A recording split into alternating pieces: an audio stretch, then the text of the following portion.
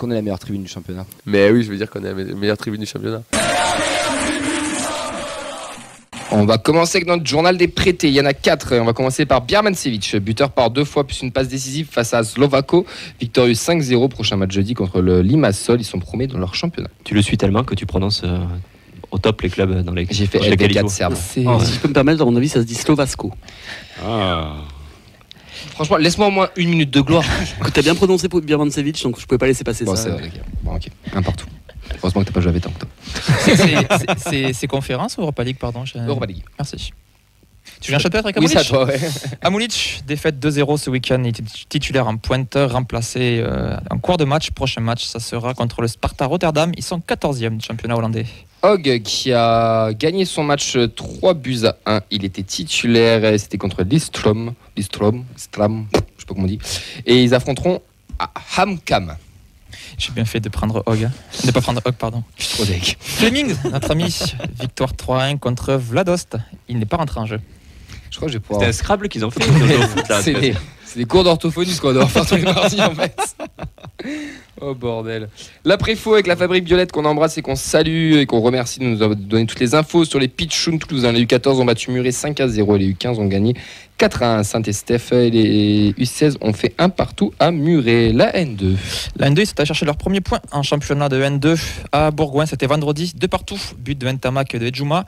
Sur la composition, on a retrouvé pas mal de pros. Donc on a là Kombago, Rabakchouch, Zodéougan, Vasbauer, Efouélé, Ntamak, Voitel, Kébé, Ndjouma et Zuliani. Sur le banc qui sont rentrés, on a Garondo, Ngako, Vroman et Pérez.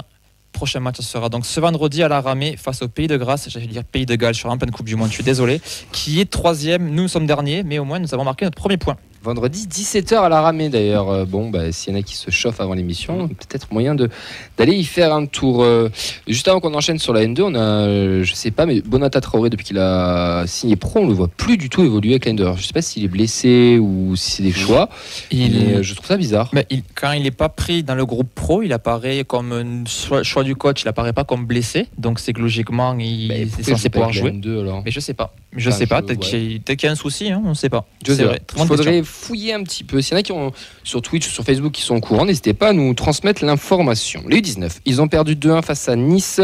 Niambo était le buteur. Le prochain match déroulera le 24 septembre à Ajaccio. Nous sommes 6e et eux ils sont 9e.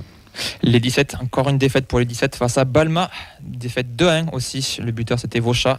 Prochain match ce sera un derby contre l'UJS, qui est donc le club, c'est pas Pradet, pardon, ils sont Mirail, si je dis pas de bêtises. Ils jouent à la Ramée même. En gros, c'est un club de futsal, oui. Ils ont jusqu'aux 19 nationaux ou 17. C'est ça, à 11. Et après, ça part en futsal. C'est un gros club format de préfaux où beaucoup de jeunes ils vont là-bas.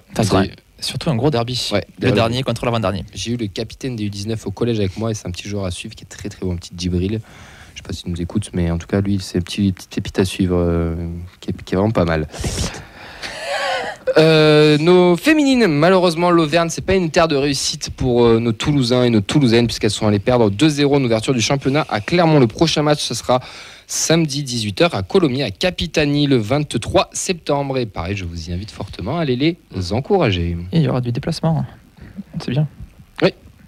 Les U23 n'ont pas joué ce week-end. Elles ont fait donc ramassage des déchets dans le cadre de la World Cleanup Day. Elles n'étaient pas toutes seules. Il y avait d'autres clubs de la région de Toulousaine qui ont participé. Il me semble avoir vu des stories du Phoenix, peut-être du Théo aussi. Donc voilà, c'était un rassemblement entre plusieurs clubs. On espère qu'elles ont ramassé des maillots de l'OM ou de Bordeaux. Joli. Nous aussi, c'est gratuit. C'est gratuit. Et ça fait toujours du bien. C'est rigolo. Moi, c'est rigolo. Pour la World Cleanup Day, on a ramassé Ben. Non, ça c'est le Nicolin Groupe, pardon. On enchaîne avec les 19 qui ont fait match nul face à Saint-Etienne, la buteuse et Algan. Prochain match le 24 septembre à 13h à Nîmes. Elles sont toutes les deux à 1 point. Un bon week-end entre les jeunes et les féminines. On n'a pas perdu contre Montpellier, c'est bien. Ça change d'habitude. C'est un petit peu compliqué cette année. Hein.